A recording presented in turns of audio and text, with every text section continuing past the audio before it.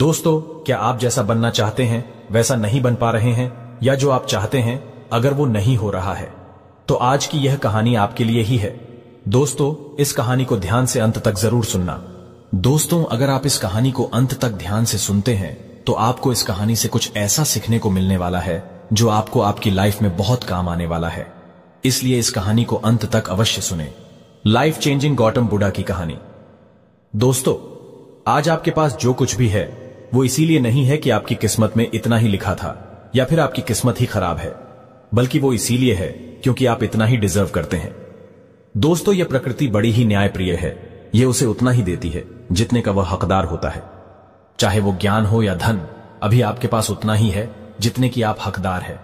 लेकिन अगर आपको इससे भी ज्यादा चाहिए तो आपको उसके काबिल बनना होगा।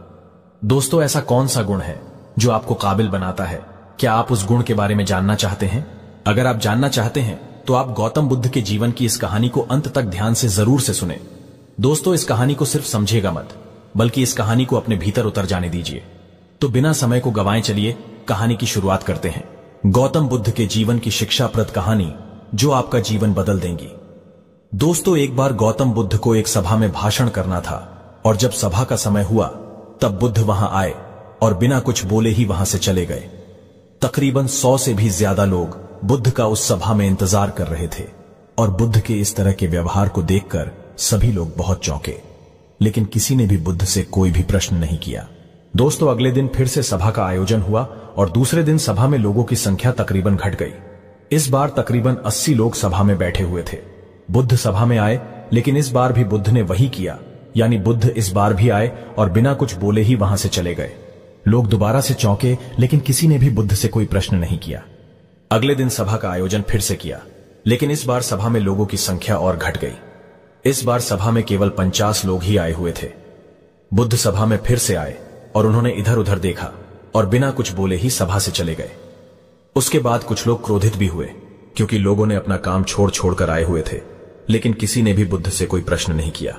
अगले दिन फिर से सभा का आयोजन हुआ। दोस्तों, आप लोग जो इस कहानी को सुन रहे हैं, आप में से भी कुछ लोग मन ही मन यह कह रहे होंगे कि अरे कितनी बार सभा का आयोजन होगा, और आप लोगों को भी इस कहानी को सुनते वक्त इरिटेशन होना शुरू हुआ होगा।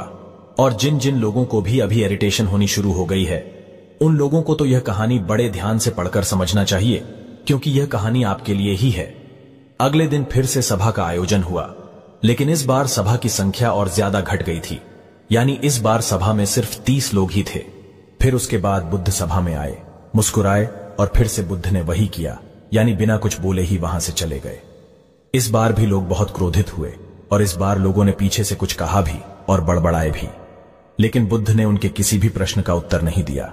दोस्तों, अगले दिन फिर से सभा का आयोजन हुआ और इस बार लोगों की संख्या बहुत ज्यादा घट गई थी, यानी इस बार सभा में कुल मिलाकर 15 लोग ही आए हुए थे।